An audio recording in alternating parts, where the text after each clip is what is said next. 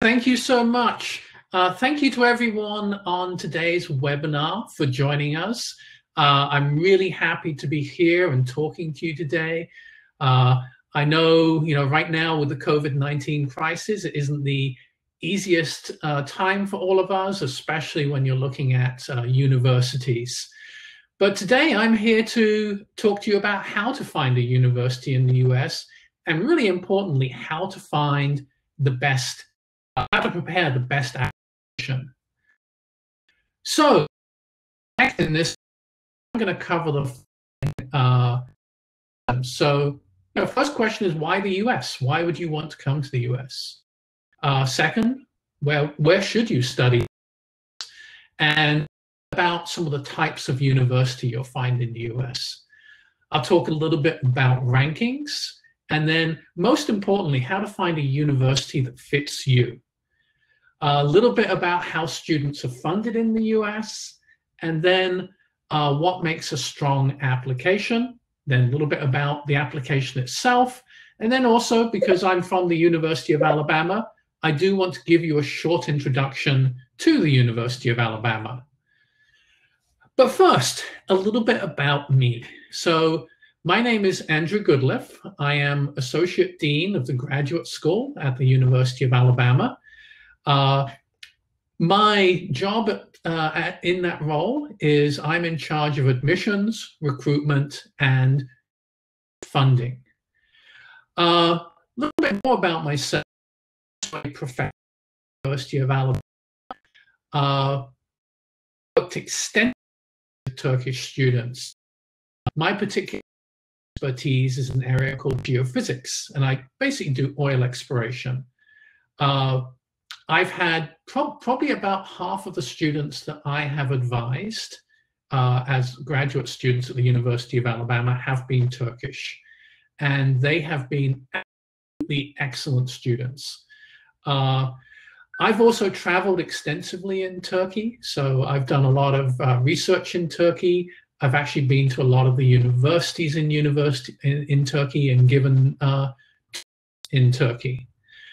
One other thing about me, you may recognize that my accent is not American. I'm actually originally from England, from the United Kingdom, and I originally came to the United States as an international student. So I also have the perspective that I've actually been through the visa process, I've been through the application process, and I've also been through the US form of education. Very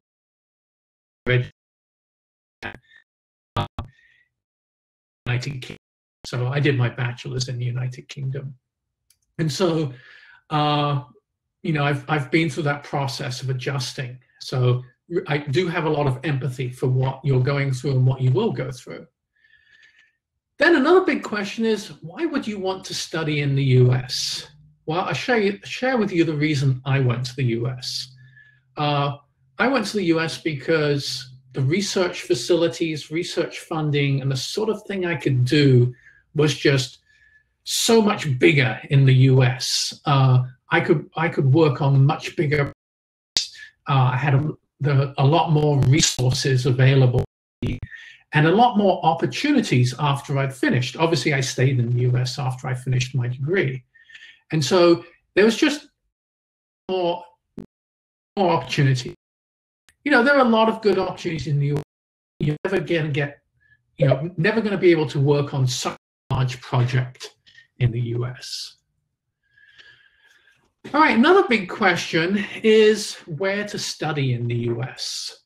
So the cost of living, culture, and job opportunities vary dramatically across the US. And just for reference, the University of Alabama is in the state of Alabama, which is in the bottom right-hand corner of, so it's the state that is highlighted in red. So we're down next to Florida. So if you think of, Florida climate, Florida beaches, that's pretty much what Alabama is like. If you're looking at the southeast of the US, and it's usually not the first choice for most international students because they typically don't know a lot about the southeast. One of the benefits of the southeast is it's a warm, climate, very mild winters, and it's generally a very low cost of living. If you go up to, say, the Chicago area, that's also a nice place, has a fairly low cost of living as well. But one of the benefits that the Southeast has over areas like Chicago is it's a very friendly area. So one of the things that our new international students at the University of Alabama are often worried about is they'll say, people just come up to me and say, hi, should I be worried? That's actually just the way people are in the Southeast, and especially Alabama. Very, very friendly area. Now, a lot of students, they look at areas like New York or San Francisco or LA because, you know, they've heard of New York, they've heard of California on TV, they've seen that. And there's some great universities in those areas, and you should really consider those. But one thing to bear in mind is the cost of living is very, very high in those places. So do be aware of those sorts of issues when you're looking at universities, because, you know, you can go to a great university, but you've also got to live there and be able to afford to live there. So in the US also, there are a lot of different types of universities. So we have four-year universities, what we call four-year universities, which only teach bachelor's degrees, only award bachelor's degrees. There are then universities that do bachelor's degrees and master's granting. We also have regional public universities. So, for example, the University of Northern Illinois, for example, you know, it's a fairly big university. It's not the premier university in that, but it's a good university. They might only do masters. They might only do bachelor's. We also have universities which are really just doctoral universities. Those might be private or public universities, but those are the universities that do, you know, all of the degrees, bachelor's, master's, and doctoral universities. Now, Alabama is a state flagship university, and it's a public university. What that means is we are basically the premier university of the state of Alabama, so the University of Alabama. Most flagship universities, so another example would be University of California or University of Ohio or you know, University of Florida. Those sort of universities are typically the big research universities in the States. They've got the resources. You can get back master's degrees, doctoral degrees, etc. Now, in the US, we also have private universities, just like in Turkey. But there's a very important definition between private universities that are non-profit. So in the US, an example of one of those would be Harvard University. Obviously, most people have heard of Harvard. It's a private university, but it's a non-profit university, versus a for-profit private university. So a classic example of that in the US would be University of Phoenix. That's a university with primary goal, making money. Now, they may have some good degrees as well, but you know, they've got shareholders, they've got that sort of thing, and they've got to keep those happy. Whereas most other universities in the US, they're non-profit. So even the flagship universities, these are non-profit universities. The primary goal is education, not money. So there's a lot of different kinds of university. Also want to tell you very briefly about accreditation, because that can be confusing in the US. The premier type of accreditation is actually what we call regional accreditation. So the University of Alabama is accredited by the Southern Association of Colleges, what we call SACS. That's a very difficult agency to get accreditation with, very, very robust. in the US, there's also national accreditation, and somewhat counterintuitively, that's the less robust accreditation. So you should always be making sure that your university that you're looking at is regionally accredited. Of course, also there's discipline-based accreditation. So for example, if you're interested in engineering, there's specific accreditation for engineering, there's specific accreditation for business programs, for example. So you should also make sure that the university you're looking at, the disciplines actually have the necessary accreditation. Also, a lot of students are focused on rankings, and rankings, they help, they're important. So examples, Times Higher Education World Rankings, QS World Rankings, US News and World Report. But a lot of those tend to be very undergraduate or bachelor's biased. And so at the postgraduate level, they help. You should pay some attention to them. But really, you need to pay more attention to the fit between what you want to do and what that university does. And also, you should be looking at program-specific rankings. So, for example, a small university that really is not featured on any of the big world rankings may actually have one of the best programs in your area. So don't let yourself be driven by these, large rankings that you hear about all the time. At the postgraduate level, so master's and doctoral, there's really only one important ranking in the US, and that's the Carnegie ranking. And so if you look up the Carnegie ranking, you'll find that universities in the US, research universities, have three main levels. So R1, which is doctoral universities with very high research activity. R2, which is doctoral universities with high research activity. And then the /professional, which is the next step down.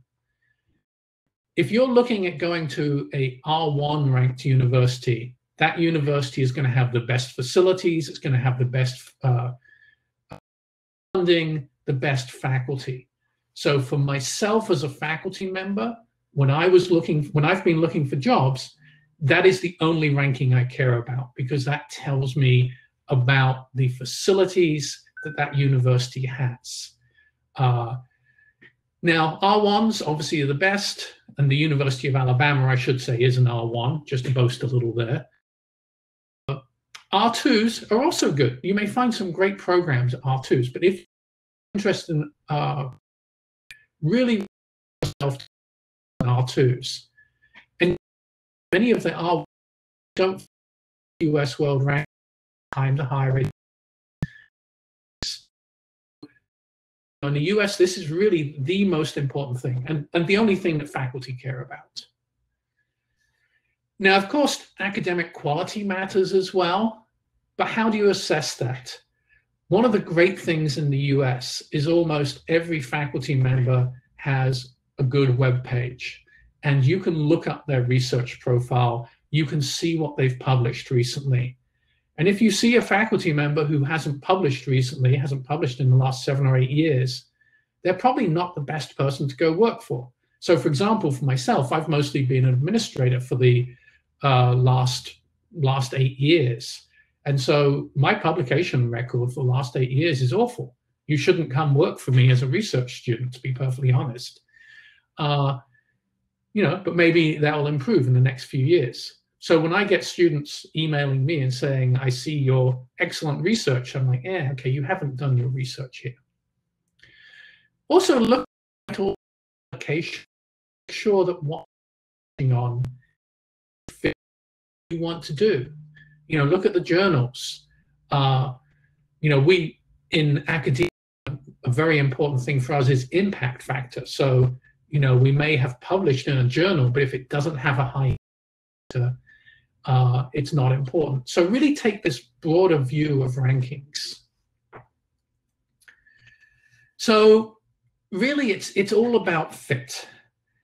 I'll share with you when looking for a doctoral program in the US, The only thing I cared about was I wanted to go somewhere that did the specific type of research that I did. I didn't look at rankings, I did not look at location or anything like that.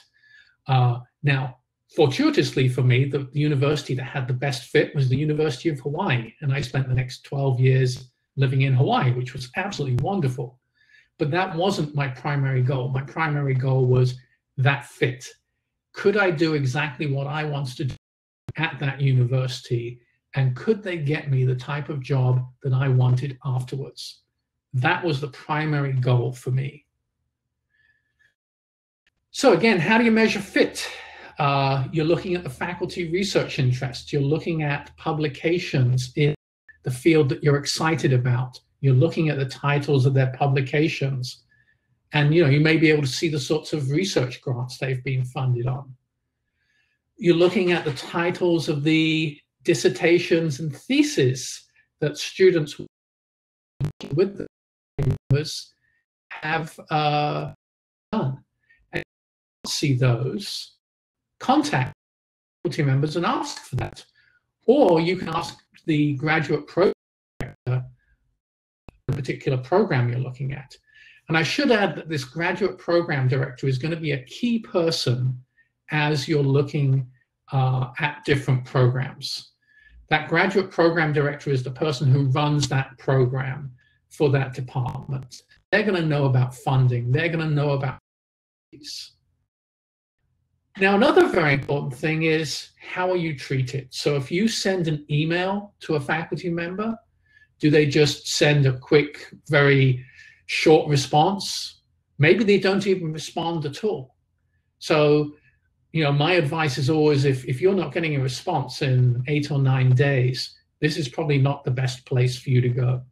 You want to go to the place where they respond quickly, they respond very politely, they give you extra information, and they really help you out. Then also, a lot of programs will list the names and email addresses of current postgraduate students. Sometimes you might have to get that from the graduate program director, but reach out to current, ask them about the program.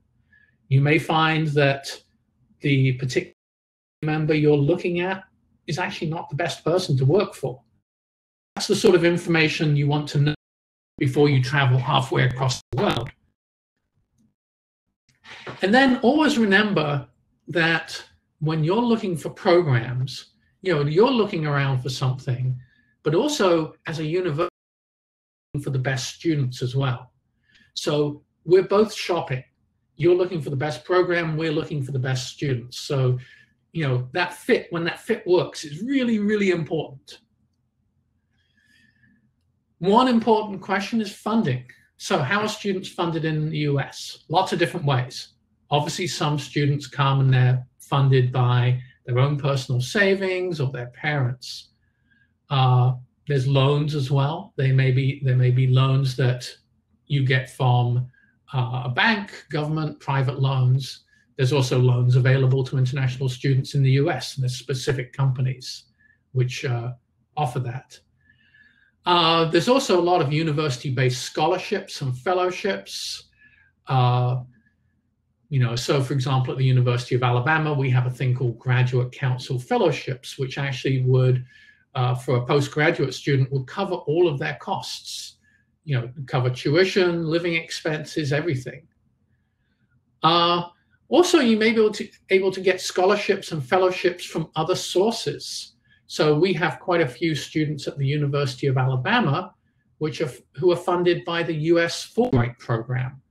And so this is funding that you can apply for from Turkey. We have a lot of Turkish students at the University of Alabama that are funded by Turkish government scholarships, for example. There's a very good Turkish scholarship program.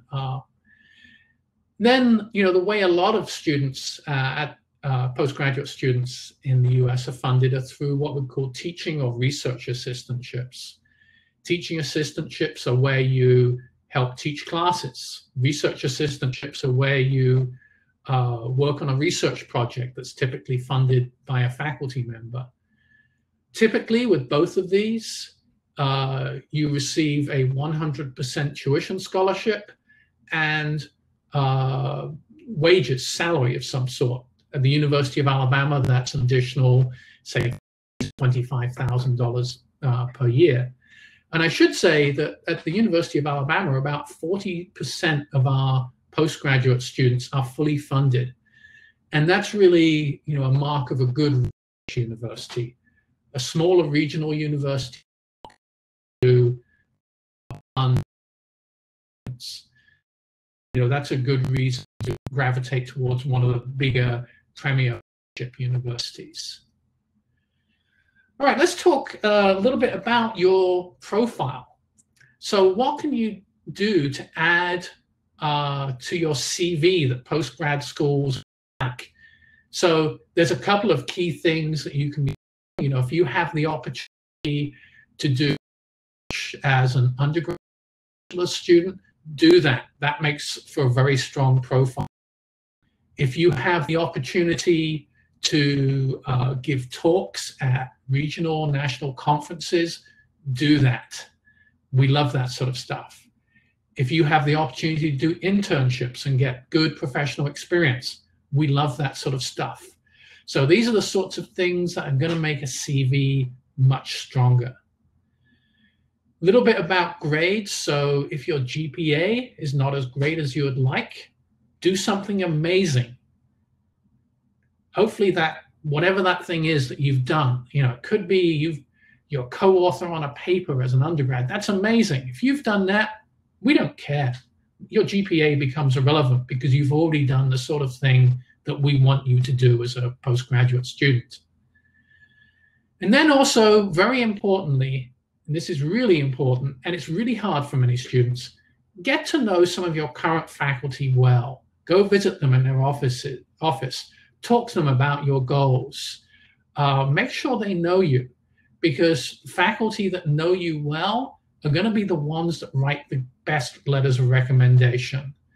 And of course, you might then get opportunities to do research with those faculty. And then in general, be active in your department, because the faculty will know who you are.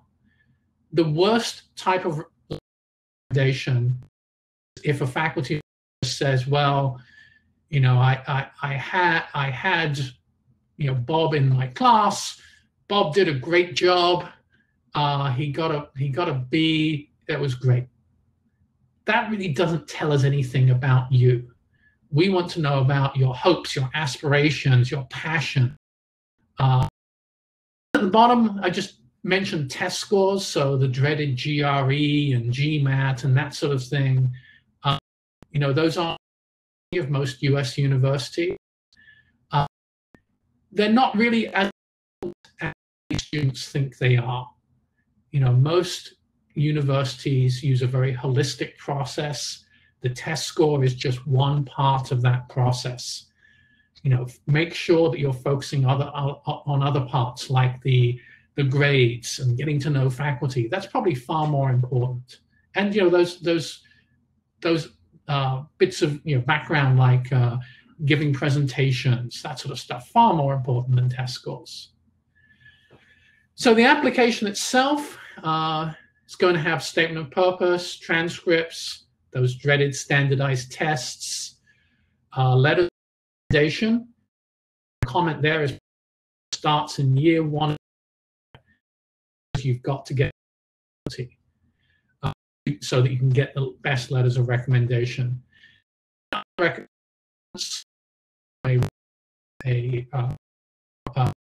sample that tests, again, they are a reality of the US educational system. Make sure you take them early. So if you do need to retake them, you can. And make sure you prepare for those. Do lots of studying beforehand. Because I know, they're horrible tests. No one enjoys taking them. Other things you should do. At research masters or a PhD, it's usually expected that you're emailing faculty with similar interests either before or during the application process. And I actually get a lot of these emails as a faculty member. And one of my biggest pieces of advice is that first email should only discuss research interests. Don't talk about funding at the start. That's really off-putting. Only talk about funding once you've established that there's a good fit. And then also know who the graduate program director is of the program you're looking at.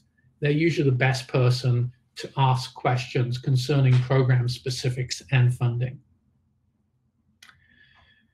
Quick thing about statement of purpose. Statement of purpose, very, very important. Make sure that that is customized to the university that you are applying to. We get lots of statements of purpose where it's clear that the only thing that the student has changed is the name of the university. And sometimes they forget to do that. That actually makes the application process very, very simple for us. We just reject them, to be perfectly honest. In that statement of purpose, we want to know a little bit about you. We want to know a little bit about your background, what you want to do, the program you want. We want to know about what you want to do program at a specific university. So, for example, why are you choosing the University of Alabama? We want a paragraph on that. We want to see that we are the best fit for you. And then also we want to see in that statement of purpose what your future goals are, because we want to make sure that your goals are compatible with where we can help you get to. And then in that statement of purpose, do identify specific faculty members or mentors that you're interested in working with. And if you can, really specify more than one. And that will help the department target that application. They may actually send that specific application to that faculty member. So do keep these things in mind with that statement of purpose. I often get students talk to me and say, oh, I've just learned about the University of Alabama. Can I send you my statement of purpose? I'm like, no, you don't have your statement of purpose yet, because you've got to rewrite it for the University of Alabama. And then, of course, tailor your statement of interests, your statement of purpose to that specific department. I cannot emphasize. Then when you're telling your story, that statement of purpose, don't make any grammatical mistakes. Don't make any spelling mistakes in that. Have lots of people read this. It's got to be perfect. In a faculty committee doing applications, there is always going to be one person who is looking closely at the grammar and the spelling, and they will ask any application that is where the statement of purpose is not perfect. Friends, read your statement of purpose, have your career center read your statement of purpose, have your professors read your statement of purpose. Also, you've got to help others who are going to tell your story, i.e. your recommenders. When you ask recommenders if they will serve as a recommender for your application, make sure you give them a copy of the CV. Make sure you highlight in there your accomplishments, because that way the recommender really write the letter. And I've written a lot of these letters, and it's so much easier. These gives me a lot of information. Make sure you remind them of a good paper or project that you did, and what a good grade you had, and what a good student you were. Tell them about things that they might not know about. As someone who's written these letters of recommendation, I just want to write the best recommendation possible. The more information the student can give me, the better. And then always keep an open mind. Make sure you apply to multiple universities and pick the university that is really the best fit for you, the one that will really help you achieve your goal. And one important question every university should ask you when you're talking to that faculty should ask you about your future. And if they're not asking about that, that's actually probably a bad sign. So you need to know that they have your best interests in mind. All right, just the last few minutes here, I want to tell you about the University of Alabama. So this is an aerial picture of part of the University of Alabama, We're a large R1, and that's the top Carnegie ranking, a large R1 state flagship research university. So big university, beautiful part of the country, very friendly people. You'll get to learn about Southern hospitality if you're an engineering student. We're one of the oldest colleges of engineering in the United States. We've got beautiful facilities. We have an absolutely gorgeous campus. It's one of the most beautiful campuses you'll find. We have amazing alumni. Our alumni are leaders nationally and internationally. And I'll tell you a little bit more about that. So some of the famous graduates of the University of Alabama, I'll highlight a couple of these. So Marilyn Hewson is the CEO of Lockheed Martin. She was voted globally one of the top CEOs in the world. Lockheed Martin is one of the biggest defense contractors in the world. You have people like Sam Gaza, CEO of PricewaterhouseCoopers, one of the largest financial companies in the world. I always have to highlight Jimmy Wales. Most people have not heard of Jimmy Wales, but they have heard of Wikipedia. So Jimmy Wales is the founder of Wikipedia, and he founded Wikipedia whilst he was a student on our campus. He actually did an MS in finance on our campus. A lot of people, and this is sort of hit and miss, have heard of the movie Forrest Gump. That was the book. The original book was written by Winston Groom, who's an alumni graduated from our campus. We also have a lot of famous actors and actresses and authors on our campus. We have an amazing creative writing and theater programs, and so a lot of actresses. You know, for example, in the US, a big show right now is the latest reboot of Star Trek. The lead actor on that is actually one of our alumni. And then also part of my background is I'm a geophysicist. And so I'd be very remiss if I didn't mention Robert Jameson van de Graaff, who's a pioneering physicist from the late 1800s. He was a student and faculty member on our campus and is the pioneer for the field of electrostatics.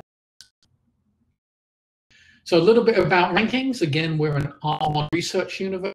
We have some very highly ranked programs. I'll pick a couple of these. Our accountancy program at the undergraduate level is ranked 7th in the US, 9th at the master's level. Our public relations program is top 5 in the US. Our chemical and biological engineering program. And then very importantly for all of you, Princeton Review ranks universities how well students do at getting internships. We're actually ranked 10th in the United States. And so when students ask me, can I get a job? Can I get an internship? I just show them that ranking, and that speaks for itself. The quick facts, we're an old university. We're founded in 1831. We've got almost 39,000 students on campus.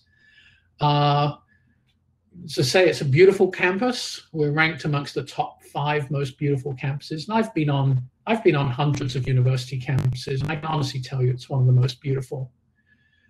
We've got about 350 total degree programs that we offer on campus, or courses. 150 master's and doctoral programs. And then another thing, if you're into sports at all or athletics, we are very much elite athletics university. We are very well known for American football. Our team has been #1 for many, many years. We have 26 national athletic titles that we've earned.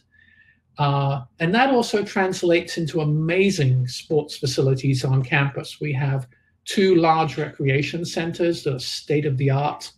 We have amazing, soccer fields, tennis stadiums, soccer stadium, baseball stadium, basketball stadiums. It's amazing. Our 5th largest stadium on campus is probably larger than 99% of the stadiums on most US university campuses. And then our main stadium on campus is actually the largest stadium in the world. And so, You know, it's an amazing, amazing place, and people travel from all over the country just to see our stadium. All right, well, I've talked for a while now, so I do want to move into the questions session, but my email address is on this slide, and also you can contact me via WhatsApp. I'm more than happy for you to chat to me there. And we'll move to the questions session. I think at this point I stopped sharing, is that correct?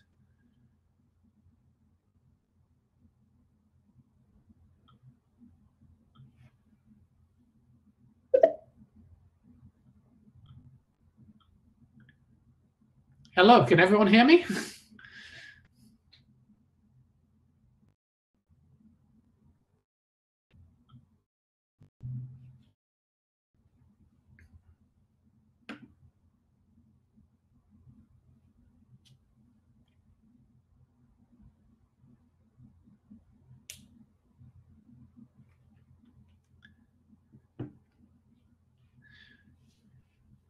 All right, thank you.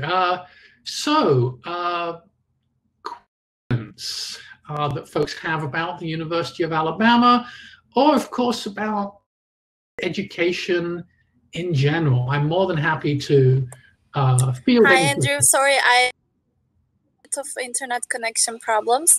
Oh, no problem. You can start the question and answer part. Thank you. Can you hear me? Yes, I can. Yes, I can hear you. Can you hear me?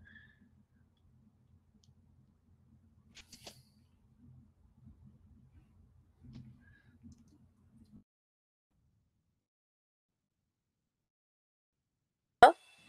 Hello, can you hear me okay? Yeah, I can hear you. Excellent. So I had a connection problem, but now you can move on to question. All right, so if anyone would like to pose a question, please do so. I'm happy to answer any questions.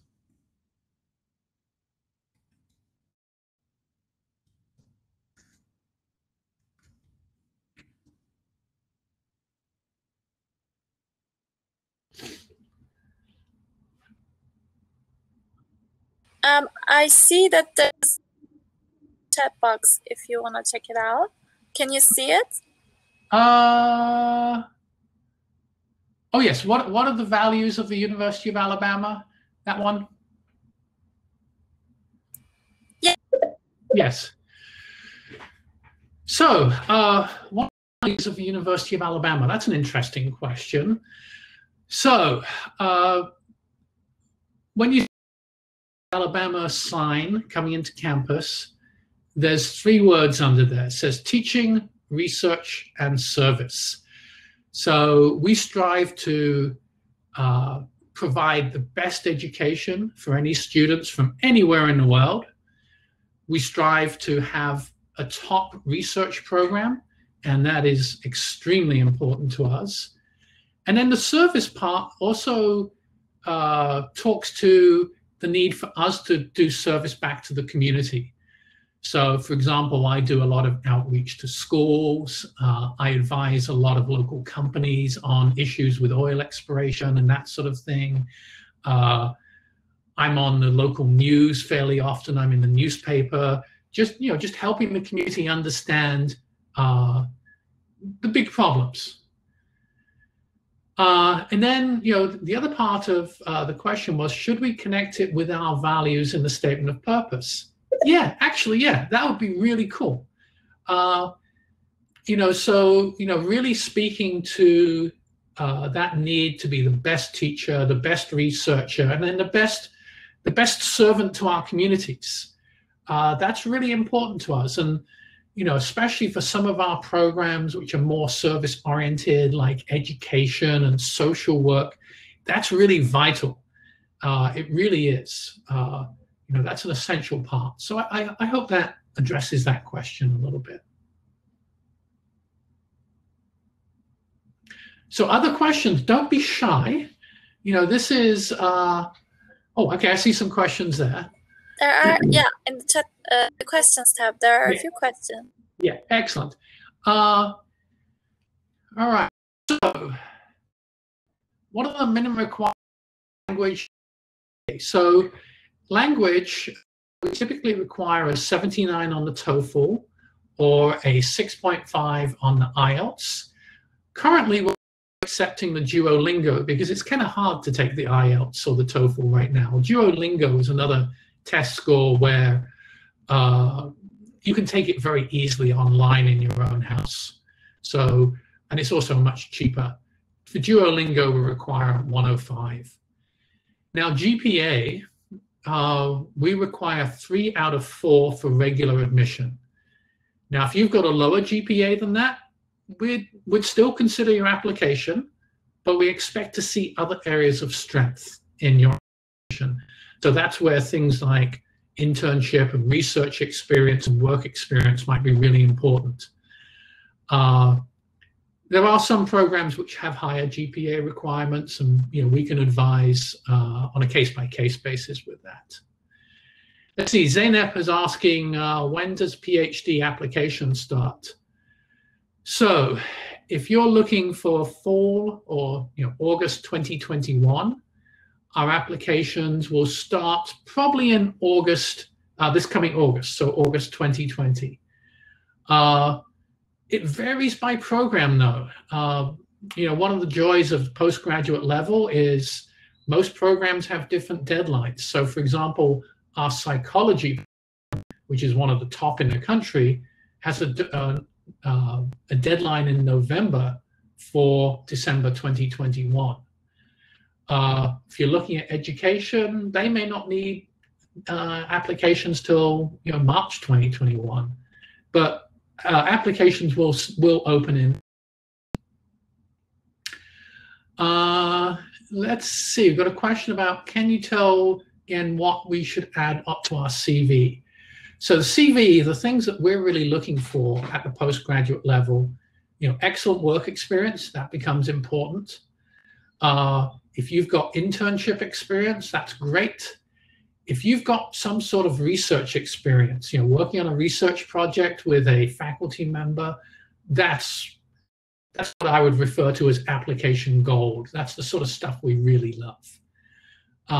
If you've presented at a research conference, either regional or international or national, that's really great. And, that's something that not many students have done, but the top applicants have. And then how can you redeem your GPA? The reality is lots of the best students honestly don't have the best GPA. And some of my best research students have come in with not that strong a GPA, but they have things like they've presented at conferences. They might have done some undergrad research. That to me is far more important than the GPA. And then also remember with the GPA that most faculty don't necessarily care about your overall GPA. They care about the specific classes that are important to them. So for example, for myself, if I'm recruiting a student, I'm looking at their classes, how well they've done in their classes that are directly related to my field, to geophysics. That's the grades I care about. If they got a C in English literature, that's not particularly important to me, to be perfectly honest. So often it's not the overall GPA that matters as much. All right, Zeynep has a question about application dates being longer because of coronavirus. And is there a different situation? Is there anything we need to know about with respect to the coronavirus? Well, lots of things have changed on campus. We did extend some application deadlines, but most departments are fairly flexible already with deadlines, to be perfectly honest. So that's not usually an issue, especially if you're looking at PhDs. We typically don't, the deadline is not that important. More important is getting the best student. However, a very important thing that we did change as a result of the coronavirus was that we have waived the GRE and GMAT for most of our programs for fall 2020 and spring 2021 application. And we will have things develop. And so we may well be waiving GRE for 2021 as well, but we can't guarantee that just yet. So that's one of the big changes. And then, of course, campus is going to look very different this coming. We do intend on having classes on campus, but some of the bigger lecture sections probably will be online. So, do keep in mind that it's going to be different. And for students who are coming in the fall, this coming fall, we do understand that embassies and consulates are closed, and so many students may not be able to make it to the university or to their university for the fall. And so what a lot of universities are doing in the US, including the University of Alabama, is we're hoping to be able to accommodate those students taking their classes remotely from Turkey in this case. So the key is, though, we're learning to be very, very flexible. That's the real key.